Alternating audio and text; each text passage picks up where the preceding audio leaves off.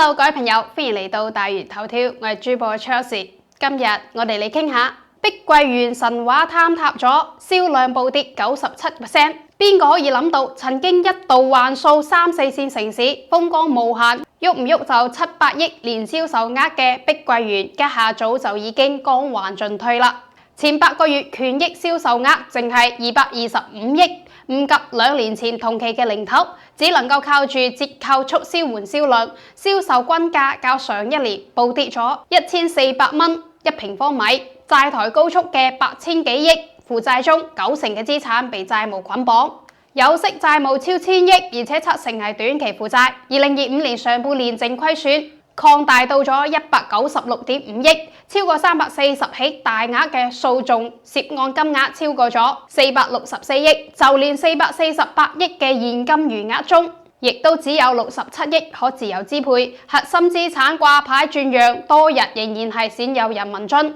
真係此一時彼一時。即便係碧桂園未做第2個許家印，未徹底躺平，仍然係喺度為翻身賺扎。9月初嘅例行月度會議，碧桂園管理層使咗成1個半鐘任務部署，會議睇落係透露出回暖嘅跡象。8月份銷售數據小幅咁提升，部分區域入保交房臨近完成啦，新項目策劃正式啟動。但係呢啲零散嘅亮點，係咪真係可以掩蓋佢嘅現金流枯竭、債務重組受阻、資產變現乏力嘅深層危機呢？話裏話外，碧桂園呢個係咪要翻身農奴把歌唱啊？細睇銷售數據，碧桂園8月份嘅單月合同銷售業績約係30億，累計今年以嚟前8個月嘅權益合同銷售金額淨係225億左右，對比2年前同期嘅1488億，簡直係天壤之別。亮點係從今年3月份起月銷售金額基本能夠穩住喺30億左右，呢個可能係銷售持穩嘅向好信號。但係從售賣嘅單價嚟睇，碧桂園嘅銷售更加多係以低單價嚟促成嘅銷量，呢個從報告中可見端倪啦。報告顯示8月份多數嘅城市項目開盤啦，以銷售嘅數量佔總可售數量數據淨係42%，而3線城市剛需群體大部分嘅消費降咗級，樓盤銷售更加多係靠打折促銷。碧桂園前8個月嘅銷售均價為8300平方米，而上一年嘅同期1平方米仲可以賣到9700。為盤活銷售端，當前嘅市場環境下降價亦都無可厚非。畢竟持續嘅現金流先至係企業嘅救命稻草。正如管理層所講嘅咁，銷售暢通先至係等全局運轉起身嘅前提。不過比起銷售，當下保交房先至係碧桂園嘅基石，更加係恢復經營嘅信任根基。今年上半年，碧桂園存貨體量高達咗5310億，其中包括埋在建嘅物業啦、待售已落成嘅物業等等。呢個入邊單單為碧桂園業主提供按揭貸款擔保嘅金額就高達咗2400幾億，交付體量可以話係相當之龐大啦。早喺年初嘅年度會議，管理層就明確咁表態過，2025年嘅首要任務仲係保交房，而碧桂園亦都確實係咁做嘅。3年嚟累計交房近180萬套，其中2022年同埋2023年就交付咗130萬套，2024年全年同埋今年上半年亦都完成咗45.4套嘅交付量。下半年開始，碧桂園保交房之外，仲要跟進保主體，為2026年嘅恢復正常經營而出力。只有保質保量咁完成交房任務，先至唔辜負業主嘅期望，地方先至會伸手，市場對碧桂園先至可以重拾信心。不過理想好美好，現實好殘酷啊！錢荒始終係懸喺碧桂園頭上嘅達摩克里斯之劍，錢嘅問題唔解決，一切就無從談起。截至2025年6月底，碧桂園總資產90%都係負債，其中有息嘅債務合計係1000幾億。有70%以上係短期有息債務。根據公告，淨係今年嘅上半年，碧桂園面臨嘅重大未決訴訟案，標的金額超過5000萬嘅就多達咗344起，金額涉及到約係464億。碧桂園嘅財務情況如此堪憂，談何恢復正常嘅經營呢？數據顯示，中國出險房企中靠住債務重組化債並且係順利咁獲批嘅，今年就有20間，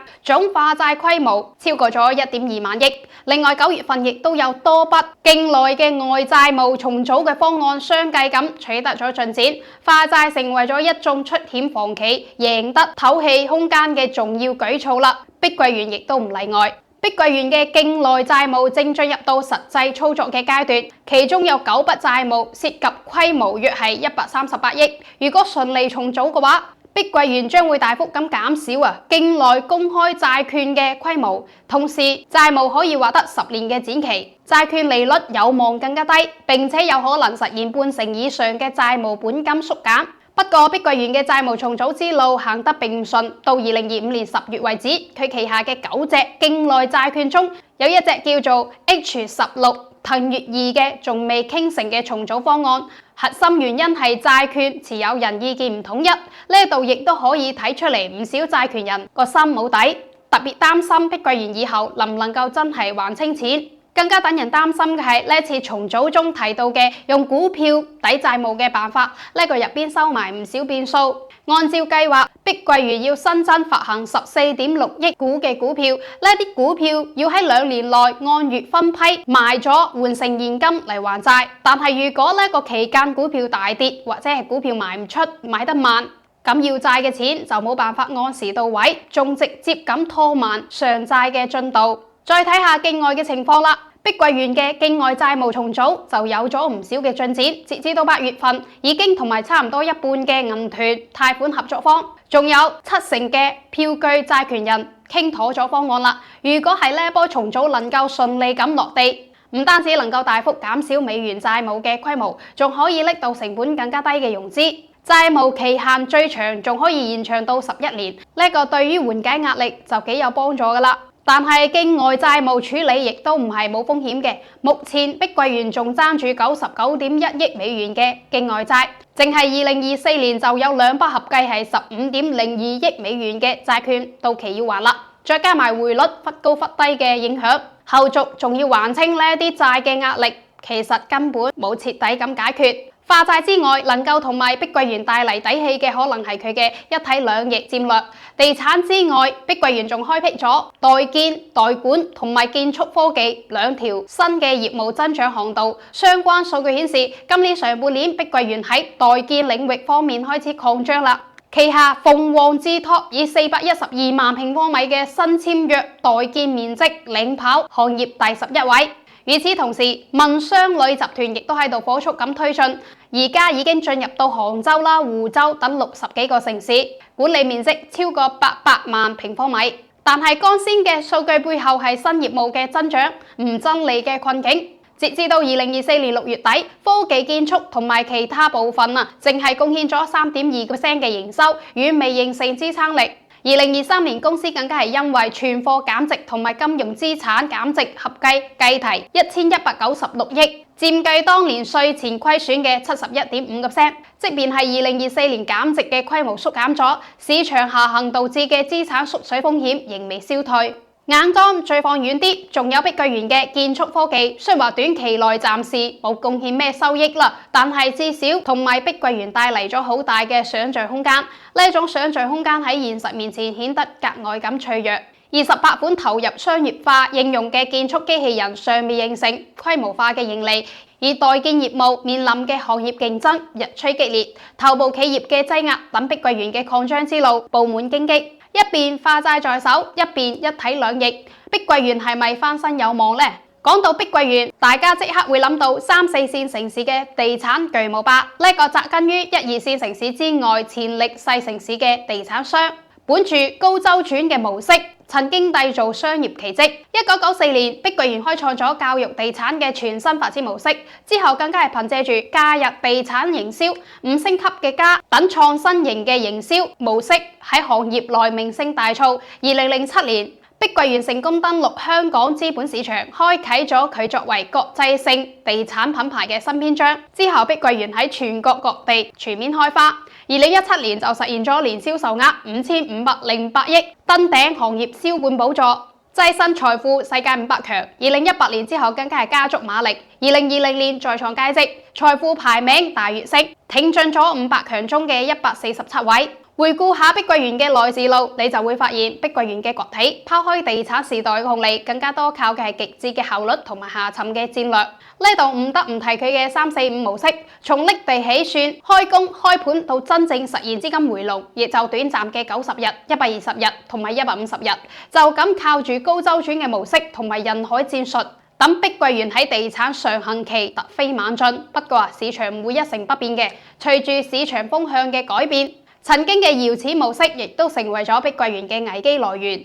個盤佈得越大，後期嘅爛攤子就越多。家下碧桂園嘅區域佈局從鼎盛時期嘅106個縮減到咗13個，員工人數夾硬從2021年巔峰時期嘅10萬，裁減到咗唔足1.8萬人。職能部門亦都精簡到咗只剩返建築啦、代建啦、文旅同埋機器人等核心嘅業務部門。裁員潮帶嚟嘅唔單止係人員嘅流失，更加係核心人才嘅斷層危機。物業管理行業元老李長江嘅離職堪稱標誌性嘅事件。呢位曾經帶領碧桂園服務實現營收從4億突破400億嘅核心高管，喺2025年加盟僑銀集團。佢嘅離去唔單止帶走咗豐富嘅管理經驗，更加折射出企業當前人才吸引力嘅嚴重下滑。喺精細化嘅運營轉型嘅關鍵期，核心團隊嘅唔穩定，等本嚟就艱難嘅轉型之路雪上加霜。碧桂園要恢復經營，原本嘅路線行唔通啦。從巨無霸轉型精細化運營，需要精細化運營嘅能力，更加需要戰略性嘅人才。而碧桂園此時撈錢荒，亦都撈人荒。精細化運營之路任重而道遠。更加難嘅係公司嘅資產處置陷喺兩難嘅境地。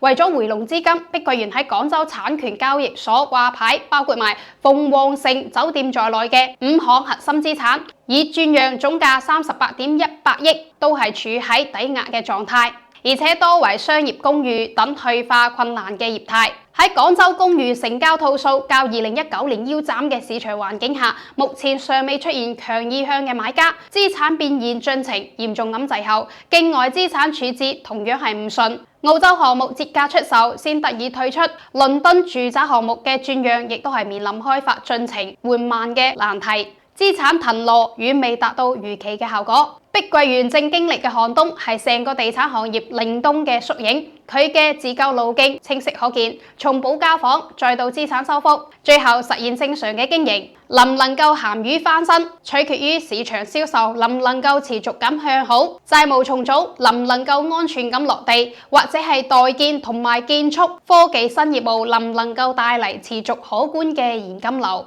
不過佢嘅流動性危機尚未解除。截至到2024年6月底，448億現金餘額中，受限資金佔比係高達咗85%，淨係67億可自由支配。面對住1218.5億嘅短期到期嘅債務，資金缺口仍然係巨大。同時為咗保存翻核心資產，楊氏家族通過捐贈、股權等方式，將碧桂園服務同埋主體切割咗。雖然話避免咗債務傳導，但係亦都係削弱咗上市公司嘅資產質量。但凡係碧桂園能夠贏得一定嘅透氣空間，重整旗鼓亦都唔係冇可能。但係喺多重嘅負面因素嘅交織之下，呢個透氣嘅空間嘅獲取難度就遠超想象。每一步自救都好似喺鋼絲上邊行走咁，稍有誤慎就可能墜入更加深嘅危機。市場信心嘅重建、債權人嘅持續信任、新業務嘅突破增長，呢啲都係橫亘喺碧桂園面前嘅一座座大山，